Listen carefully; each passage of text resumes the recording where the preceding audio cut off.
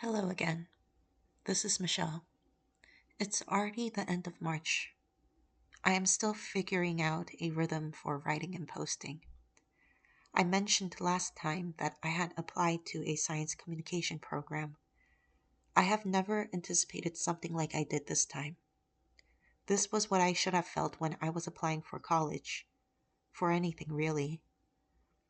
Unfortunately, I received news that I was not accepted.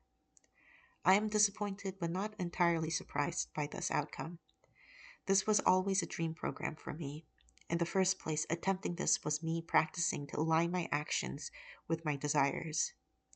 As part of my New Year's resolution to minimize regrets, it is necessary to stop denying my dreams and silly ideas. I still struggle with the uncertainty of my future, but at least I feel the sting of rejection less strongly than when I was younger, when I thought an outcome was a permanent indictment of my character and ability. Also, it isn't necessary to have a degree in science communication to be a science communicator. If I really wanted training, there is a certification program from UC San Diego Extension that I hesitate to invest in because I have already picked up most of the skills taught in that program. I can start building my career in science communication if I choose to. I just hoped that I would be able to do it in a group, because figuring out a path on my own is difficult and confusing. I applied for Teach for America as a pivot, and I was also rejected. I know I don't have a storied history to demonstrate my character and ability, but I also know that I am probably not leveraging my experience well. I remember participating in a classroom activity where we interviewed a classmate and introduced them to the class.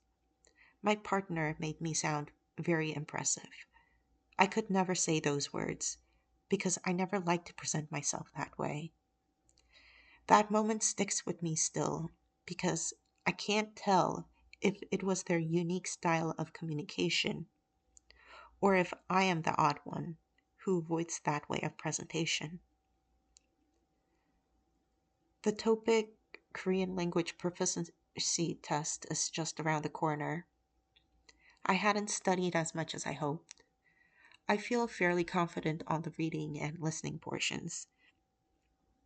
My weak vocabulary may be an obstacle, but I am able to understand most words by their context when I did the practice tests. My main concern is writing, which is about the same as how I felt about the writing portions in other tests like the SAT and the GRE. I hope the little I had practiced is helpful. It's been a whole month since I hadn't been able to help out at the research lab due to scheduling. I am now a senior member of my team at the tutoring center, and I don't think that my schedule is as flexible as it used to be. It is probably best to definitively end my volunteership at Caltech. Maybe it is for the best. When I first reached out last year, I did it with my heart full of anxiety.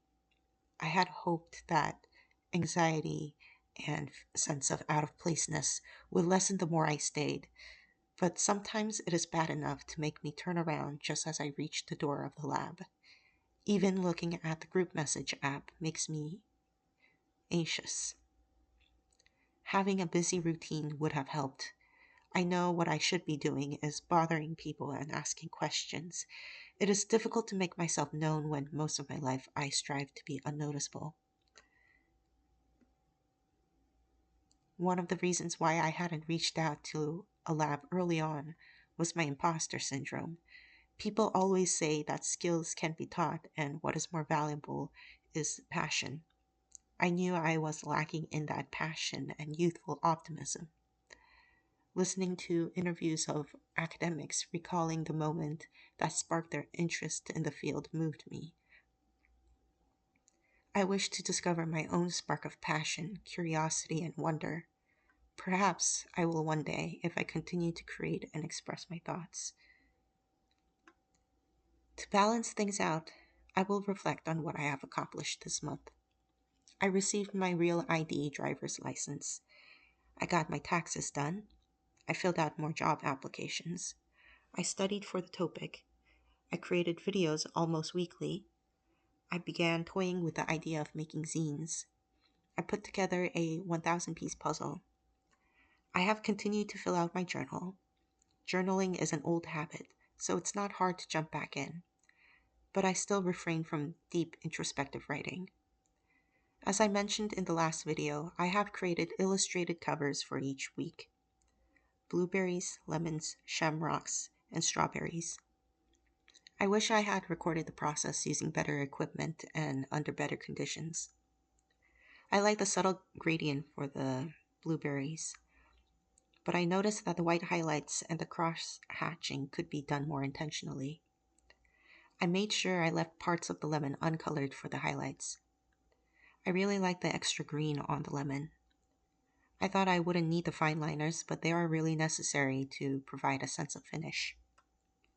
I didn't like how misshapen some of the lemons were, so for the third week, I started with a well-defined pencil drawing of shamrocks.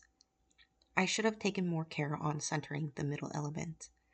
I also noticed my poor penmanship and overall poor control over my lines. I also didn't realize that my phone stopped recording. I had my period for the last week, so I didn't feel like recording the strawberries illustration. I've recorded myself outlining the shapes at least. I've also made several illustrations outside of the weekly journal illustration. I have also kept a record of the content I have been looking at to the best of my ability. That's most of the things that have been going on with me this month. I will be back tomorrow to talk about my plans in April.